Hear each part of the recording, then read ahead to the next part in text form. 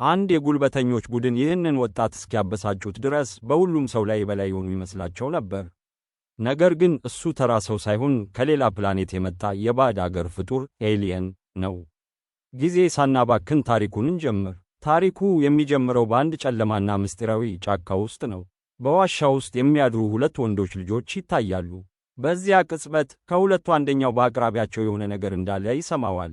ይህንን እንደተረዳ ምን እየተፈጠረ እንዳለ ለማየት ከዋሻው ይወጣል። ነገር ግን ምንም ነገር ባለማየቱ ወደ ቦታው ይመለሳል። ድንገት ግን አንድ የማይታወቅ ኃይል ከጀርባው ጎትቶ ይወስደዋል። አብሮት የነበረው ሌላኛው ልጅ ደንግጦ ወደ ተቃራኒው አቅጣጫ መሮጥ ይጀምራል። ነገር ግን በእሱም ላይ ተመሳሳይ ዕጣ ፈንታ ይደርሳል። ቆይቶ እንደታወቀው እነዚህ ልጆች ጎትተው የወሰዷቸው የባዕድ አገር ፍጡራን ኤሊየንስ ነበሩ። እነዚህ ፍጡራን ልጆቹን የገደሉበት አንድ ምክንያት ብቻ አላቸው። ምክንያቱም በእነዚህ ሁለት ልጆች እግር ላይ አንድ እንግዳ ምልክት ተስሎ ነበር። ይህ ምልክት ለምን እንደኖረ ወይም ከየት እንደመጣ ወደፊት እንረዳዋለን። እዚህ ጋር ትዕይንቱ ይቀየራል። በመቀጠል ጆን የተባለ ወጣት ይታያል። እሱ ከጓደኞቹ ጋር በደስታ ሕይወቱን እየመራ ነው። ከጓደኞቹ ጋር ጊዜ ካሳለፈ በኋላ ምሽት ላይ ከሴት ጓደኛው ጋር በዋና ገንዳ ውስጥ እየዋኘ ሳለ በእግሩ ላይ ያለው ምልክት በድንገት ማብራት ይጀምራል። በዚህ ጊዜ ጆን እነዚያ ሁለት ልጆች በባዕድ ፍጡራን እንዴት እንደተገደሉ በዓይነ ሕሊናው ይመለከታል። ይህንን ሲያይ ጆን ራሱን ስቶ ይወድቃል። የሴት ጓደኛው ሁኔታውን አይታ ፈርታ ትሸሻለች። በማግስቱ ጠዋት ጆን ሲነቃ ራሱን በባህር ዳርቻ ላይ ብቻውን ያገኘዋል። በዚያም ሄንሪ የተባለ ወጣት ከፊቱ ቆሞ ነበር። ጆን የሆነውን ሁሉ ይነግረዋል። ሄንሪም ብዙ እንዳይጨነቅና ቦታውን ለቀው እንዲሄዱ ይመክረዋል። ከዚያም ጆንና ሄንሪ ዕቃቸውን በሙሉ መኪና ውስጥ ጭነው ጉዟቸውን ይጀምራሉ። በዚያን ጊዜ አንድ ትልቅ እንሽላሊት በመኪናቸው ጀርባ ውስጥ ይደበቃል። በጉዞ ላይ እያሉ ጆን ሁሉንም ነገር ያስረዳል። በእነሱ ፕላኔት ላይ ሞጋዶሪያንስ የተባሉ ጨካኝ ባዕድ ፍጡራን ጥቃት አድርገው በፕላኔቷ ላይ የነበሩትን ሰዎች በሙሉ ገድለዋል። ነገር ግን ጆንና ጥቂት ጓደኞቹ በሕይወት ተርፈው ወደ መሬት እርት በመምጣት መኖር ጀምረዋል። አሁን ግን ሞጋዶሪያኖቹ መኖራቸውን ስላወቁ ይኪክ እየፈለጉ እየገደሏቸው ነው። ጆን ከጓደኞቹ መካከል ሦስቱ ቀድመው እንደተገደሉና እሱ ደግሞ ቁጥር 4 እንደሆነ ይናገራል። ለዚህ ነው በአንድ ቦታ ላይ ረጅም ጊዜ መቆየት የማይፈልገው፣ በየጊዜው ቦታውን ይቀይራል። ሄንሪም ከጆን ጠባቂዎች አንዱ ነው። ጆን እና ሄንሪ የሚኖሩበት ቦታ አግኝተው ወደዚያ ሲሄዱ አብሯቸው የመጣው ትልቁ እንሽላሊት ወደ ውሻነት ይቀየራል። ጆን ውሻውን በጣም ስለወደደው አብሮት ወደ ቤት ይወስደዋል። ነገር ግን ውሻው በእውነቱ መልክ የሚቀያየር የሞጋዶሪያን ፍጡር መሆኑንና እሱን ለመሰለል እንደመጣ ጆን አላወቀም ነበር። ቆየት ብሎ ሄንሪ አንድ ምስጢራዊ ሳጥን ሲደብቅ ውሻው በሩቅ ሆኖ ይመለከት ነበር። ሄንሪ ነገሩ ትንሽ ቢያጠራጥረውም ችላ ብሎት ያልፋል። ትዕይንቱ ወደ ሌላ ሴት ልጅ ይቀየራል። በእሷ ላይ አንድ እንግዳ ነገር ይታያል። በአንድ ቤት ውስጥ ፍንዳታ አስከትላ ትወጣለች። ነገር ግን ከፍንዳታው በኋላ በእሷ ላይ ምንም ጉዳት አይደርስም። ይህም ማለት በራሷ ዙሪያ ድንቅ መከላከያ ጋሻ በመፍጠር ራሷን ከጉዳት ትጠብቃለች። ከዚህ በመነሳት እሷም ከሌላ ፕላኔት የመጣች ቁጥር 6 መሆኗ ይታወቃል። በማግስቱ ጠዋት ጆን ወደ ትምህርት ቤት ለመሄድ ሲዘጋጅ ሄንሪ ጥቃት ሊደርስ ስለሚችል እንዳይወጣ ይከለክለዋል። ነገር ግን ጆን በዚህ መልኩ ቤት ውስጥ መደበቅ ምንም ፋይዳ እንደሌለው በማሰብ እምቢ ብሎ ይሄዳል። ትምህርት ቤት ከደረሰ በኋላ ሳራ የተባለች ልጅ ያገኛታል። ሳራ የአስተማሪዋን ፎቶግራፍ በማንሳቷ በርዕሰ መምህሩ ተጠርታ ነበር። ከርዕሰ መምህሩ ክፍል ስትወጣ አንዲት ሴት ለጆን መቆለፊያ ሳጥኑን ሎከር እንድታሳየው ትጠይቃታለች። ወደ መቆለፊያ ቦታው ሲደርሱ የሳራ ፍቅረኛ ከሆነው ማርክ ጋር ይገናኛሉ። ማርክ ሳራን ከጆን ጋር በማየቱ ትንሽ ቢናደድም በተረጋጋ ሁኔታ ይቆያል። ነገር ግን ጆን ማርክ ጥሩ ሰው እንዳልሆነ ያስተውላል። ማርክ ሌላ ተማሪ ሲበድል፣ ቡሊ ሲያደርግ ያየዋል። ከትምህርት በኋላም ማርክ በዚያ ተማሪ ላይ ኳስ ሲወረውርበት ይታያል። ይህንን ያየው ጆን በጣም አዝኖ ወዲያውኑ ኳሱን አንስቶ ማርክንና ጓደኛውን ይመታቸዋል። ምቱ በጣም ጠንካራ ስለነበር ደንግጠው ይሮጣሉ። በኋላ ጆን ከጓደኞቹ ጋር በክፍል ውስጥ ተቀምጦ ሳለ ከእጆቹ ላይ እንግዳ የሆነ የብርሃን ጨረር መውጣት ይጀምራል። ጆን ለመደበቅ ቢሞክርም ከጥቂት ጊዜ በኋላ ሕመሙ ስለበረታበት መደበቅ ያቅተዋል። ክፍሉን ለቆ ወጥቶ ዕቃ ማጠራቀሚያ ክፍል ውስጥ ይደበቃል። በተመሳሳይ ሰዓት በሄንሪ ቤት ውስጥ የተደበቀው ምስጢራዊ ሳጥን እንግዳ ብርሃን ማመንጨት ይጀምራል። ውሻው ሄንሪን ወደዚያ ክፍል ይጎትተዋል። ሄንሪ ችግር እንዳለ ተረድቶ ጆንን ለማምጣት ይሮጣል። ጆንን ወደ ቤት ካመጣው በኋላ የጆን ወላጆች ከ9 ጠባቂዎች ናይን ጋርዲየንስ መካከል እንደነበሩና ለዚህ ነው ይህ እንግዳ ኃይል በእሱ ውስጥ ሊመጣ የቻለው ብሎ ያስረዳዋል። በሌላ በኩል ሞጋዶሪያኖቹ ወደ መሬት ይደርሳሉ። እዚህ ከደረሱ በኋላ ከአንድ የገበያ ማዕከል ቦርሳዎችና የተለያዩ ዕቃዎችን መሰብሰብ ይጀምራሉ። ከሰበሰቡ በኋላ ሁሉንም ነገር በቫን መኪና ውስጥ ጭነው ይሄዳሉ። ጆን ሳራን በጣም ስለወዳት በምስጢር ይከታተላት ጀመር። ከዚያም ወደ ቤቷ ሄዶ ከቤተሰቧ ጋር እራት ይበላል። በእራት ሰዓት ጓደኛው 3 ጊዜ ቢደውልለትም በሳራ ቤት ውስጥ በእራት ሰዓት ስልክ በቅርጫቱ ውስጥ የመቀመጥ ሕግ ስለነበረ ሊመልስ አልቻለም። በማግስቱ ጆን ወደ ኮሌጅ ሲሄድ ሳምን ያገኘዋል። ሳም ጆን በሮጠበት ቀን ምን እንደተፈጠረና ያ የባትሪ ብርሃን የመሰለው ነገር ምን እንደነበር ይጠይቀዋል። ጆን ግን ዝም ብሎ ጨዋታ እንደነበር ይነግረዋል። ከዚያ በኋላ መቆለፊያቸውን ሲከፍቱ አንድ እንግዳ ቀለም በጆን ፊት ላይ ይረጫል። ጆን ይህ በሳራ ፍቅረኛ ማርክ የተደረገ መሆኑን ይረዳል። እሱን ለመምታት ወደፊት ቢራመድም በዚያ ቦታ ብዙ ሰዎች ስለነበሩ ምንም ማድረግ አልቻለም። ወደ ክፍል ገብተው ልብሳቸውን ከቀየሩ በኋላ ሳም ለጆን አባቱ ባዕድ ፍጡራንን ያደን እንደነበር ይነግረዋል። አባቱ ባዕድ ፍጡራን በጣም ኃይለኛ እንደሆኑና አሁን ወደ መሬት እንደመጡ ያምን ነበር። ጆን ስለ ሳም አባት ሲመረምር የሳም አባት ባዕድ ፍጡራንን ይይዝበትና ያስርበት ወደ ነበረው ቦታ ይደርሳል። ሄንሪም ወደዚያ ሄዶ አንድ ሰማያዊ ድንጋይ አግኝቶ ወደ ቤት ያመጣዋል። ከዚያም በድንጋዩ ላይ ምርምር ማድረግ ይጀምራል።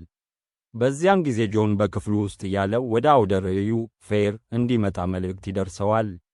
ጆንም ለመሄድ ይወስናል። በሌላ በኩል ሞጋዶሪያኖቹ በመኪና ውስጥ ያሉ ልጆችን እያሸበሩ ሲጓዙ ይታያሉ። ጆን አውደ ርዕዩ ላይ ደርሶ ከሳራ ጋር የአስፈሪ ፊልሞች ትዕይንት ወደሚታይበት ቦታ ይገባሉ። በዚያ ቅጽበት አንድ ሰው ሳራን የወሰዳት ይመስላል።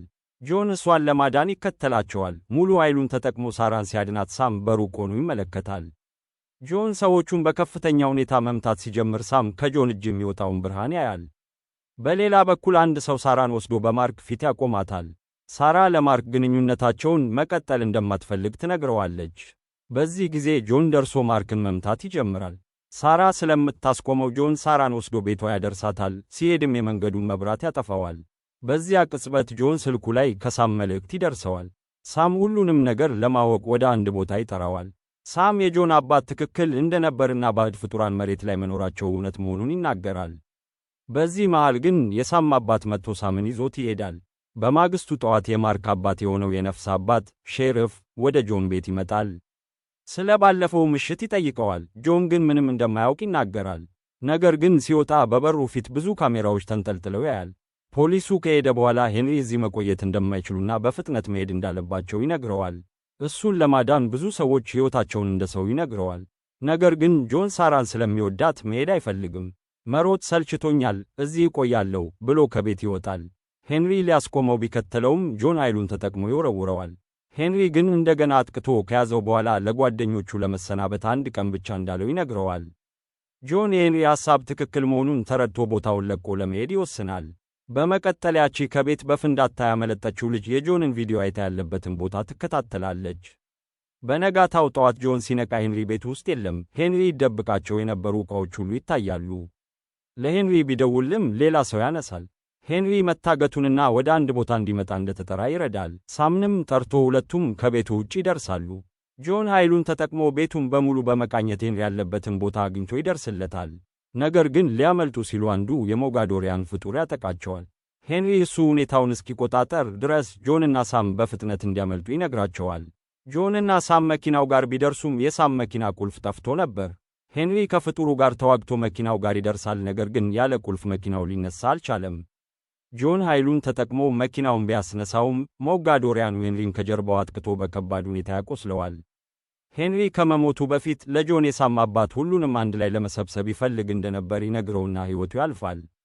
ጆንና ሳም ወደ ቤት ሲመለሱ ሳም አባቱ የሰጠው ተመሳሳይ የሚያበራ ነገር እንዳለው ይነግረዋል።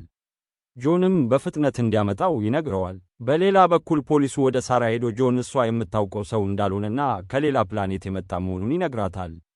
ሳራ ደንግጣ ጆን እንዲያገኛት መልእክት ትልካለች። ሳም ወደ ቤቱ ሲሄድ ጆን ደግሞ ሳራን ለማግኘት ወደ ቤቷ ይሄዳል። በቤቷ ግብዣ እየተካሄደ ነበር። ማርክም ለፖሊስ አባቱ ጆን እዚያ እንዳለ ይነግረዋል። ጆን ጣሪያ ላይ የተቀመጠችውን ሳራን ያገኛታል። ማንነቱን ልትጠይቀው ስትል ፖሊሶች ይደርሳሉ። ጆን ሊያመልጥ ሲል ሳራ ትንሸራተታለች። ነገር ግን ጆን በኃይሉ ያድናታል። ሁለቱም ሊያመልጡ ሲሉ የፖሊስ መኪናዎች ይከቧቸዋል። ጆን አንዱን መኪና በኃይሉ አስቆሞ ከሳራ ጋር ያመልጣል። አንድ ሳጥን ሰጥቷት ስለ እሱ እውነቱን ማወቅ ከፈለገች ሁሉም ነገር በሳጥኑ ውስጥ እንዳለ ይነግራታል። ከዚያም ወደ ትምህርት ቤት ይሮጣሉ። በዚህ መሃል ሞጋዶሪያኖቹ የፖሊስ አዛዡንና ልጁን አግኝተው ጆንና ሳራ የት እንዳሉ ይጠይቋቸዋል። ማርክ በትምህርት ቤት እንዳሉ ይነግራቸዋል። ሞጋዶሪያኖቹ ትምህርት ቤት ቢደርሱም ጆንና ሳራ ጋር ሳይደርሱ ቁጥር 6 ትደርሳለች። እሷ የማይታይ የመሆን ኃይልን ጨምሮ በርካታ ድንቅ ኃይሎች አሏት። 2 ሞጋዶሪያኖችንም ትገድላለች። ሳም የሚያበራውን ድንጋይ ይዞ ትምህርት ቤት ይደርሳል። ድንገት አስፈሪ ፍጡራንን አይቶ ይደነግጣል። ነገር ግን የጆን ውሻ የቀድሞውን ሽላሊት ወደ ትልቅ ፍጡር ተቀይሮ ይዋጋላቸዋል። ሳም ወደ ትምህርት ቤት ውስጥ ሲሮጥ ቁጥር 6 ጆንና ሳራን ያገኛቸዋል። ሳይነጋገሩ ፍጡራኑ ወደ ትምህርት ቤቱ ይገባሉ። ጆንና ውሻው በከፍተኛ ሁኔታ ይዋጋሉ። ጆን የቆሰለችውን ቁጥር 6ን በኃይሉ ይፈውሳታል። ከዚያም ሄንሪን የገደለውን ሞጋዶሪያን በቀጥታ ሄዶ ይገድለዋል። ነገር ግን አሁንም መሪያቸውን ጨምሮ 3 ሞጋዶሪያኖች ቀርተዋል። ሁሉም ለማምለጥ ሲሞክሩ እንደገና ጥቃት ይሰነዝራሉ። ጆን ከመሪያቸው ጋር ሲጋጠም ቁጥር 6 ደግሞ ሌሎቹን 2ቱን ገድላቸዋለች። የጆን ውሻ አንዱን ፍጡር ቢገድለውም ሌላኛው ፍጡር ግን ቁጥር 6ን ይዞ ወደ አየር ይበራል። ጆን በኃይሉ ያስለቅቃትና እሷም ፍጡሩን ትገድለዋለች። በዚህ መሃል የሞጋዶሪያኖቹ መሪ ጆንን አጥቅቶ ወደ አየር በመስቀል ሄንሪ የሰጠውን የሚያበራ ድንጋይ እንዲሰጠው ይጠይቀዋል። ጆን ግን እምቢ በማለት ኃይሉን ወደ መሪው ያስተላልፋል። ቁጥር 6 ልታስቆመው ብትሞክርም ጆን ኃይሉን መጠቀሙን ይቀጥላል። ድንገት ታላቅ ፍንዳታ ተከስቶ የሞጋዶሪያኑ መሪ ይሞታል። ቁጥር 6ም በጋሻዋ ጆንን ትጠብቀዋለች። በማግስቱ ጠዋት ሳም ሁለተኛውን የድንጋይ ቁራጭ ያገኛል። ቁጥር 6 2ቱን ድንጋዮች ስታገናኛቸው በውስጣቸው ያለው መረጃ በሙሉ ወደ እነሱ ይተላለፋል። ከዚያም ድንጋዩ ወደ አመድነት ይቀየራል። አሁን የቀሩት ጓደኞቻቸው የት እንዳሉና የት መሄድ እንዳለባቸው አውቀዋል። ጆን ሳምም አባቱን ለመፈለግ አብሯቸው እንደሚሄድ ይናገራል። የማርክ አባት የወሰደውን የሄንሪን አስማታዊ ሳጥን ማርክ ይዞ መጥቶ ይመልስላቸዋል። ማርክ ፖሊስ አባቱን ወደ ምዕራብ እንደላከውና እነሱ ወደ ምስራቅ እንዲሄዱ በመንገድ ሊረዳቸው እንደሚፈልግ ይገልጻል። ጆን ከመሄዱ በፊት ለሳራ በእርግጠኝነት ተመልሶ እንደሚመጣ ቃል ይገባላታል። የጆን ውሻም የቆሰለ ቢሆንም በአዲሱ ጉዞ አብሯቸው ይሄዳል። የፊልሙ ታሪክ በዚህ ይጠናቀቃል።